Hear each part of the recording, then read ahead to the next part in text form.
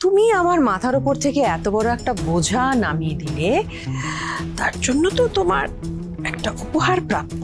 দেখি হাত দেখি।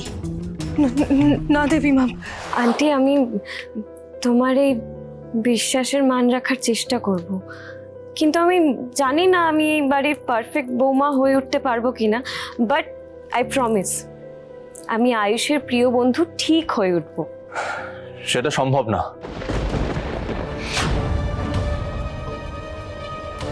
একেবারে অসম্ভব না হলেও কঠিন। তার কারণ আয়ুষের প্রিয় বন্ধুর জায়গাটা তো কুসুম অলরেডি নিয়ে রেখেছে। আমি জানি সেটা, আর তাই শুধু আয়ুষের নয়, আমি কুসুমেরও ভালো বন্ধু হয়ে উঠতে চাই।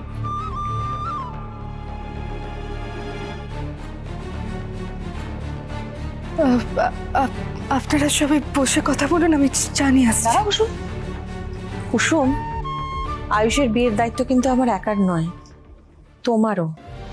তোমার মনে আছে আমি তোমাকে বলেছিলাম আয়ুষের সঠিক জীবন সঙ্গিনী বেছে নেওয়ার দায়িত্ব কিন্তু তোমারও। তাহলে এবারে বলো, শ্রীতমা কি আয়ুষের জন্য যোগ্য?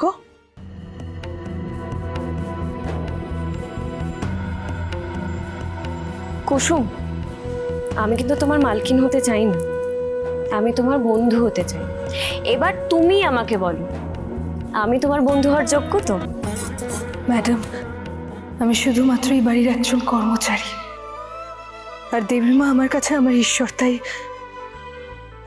উনি যখন সিদ্ধান্ত নিয়েছেন, তখন আপনি এই বাড়ির বড় বউ আর এই বাড়ির মালকিন হবেন।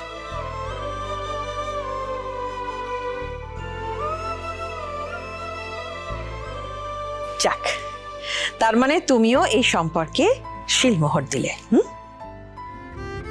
হ্যাঁ দেবী মা, আর ওনাকে ছোট সাহেবের পাশে খুব ভালো মানাবে।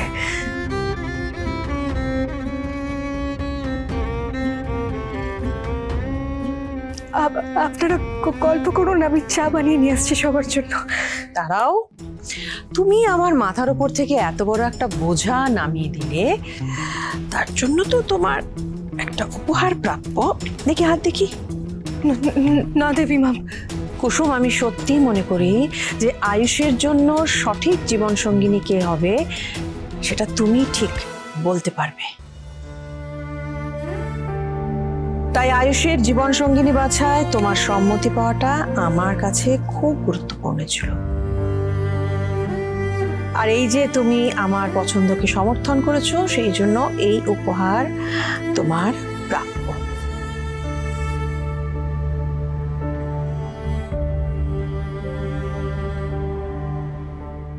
আর শ্রীতমা, শুরুতেই আমি তোমাকে আমার শাশুড়ি মায়ের আশীর্বাদী বালা পরিয়ে এই বাড়ির বউ হিসেবে গ্রহণ করেছি। তাই আজকে থেকে গাঙ্গুলি বাড়ির দরজা তোমার জন্য খোলা।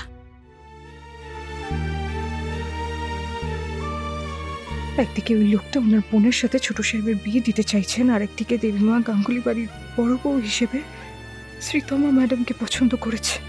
তবে কি ছোট সাহেবের সাথে এখানেই আমার পথ চলা শেষ?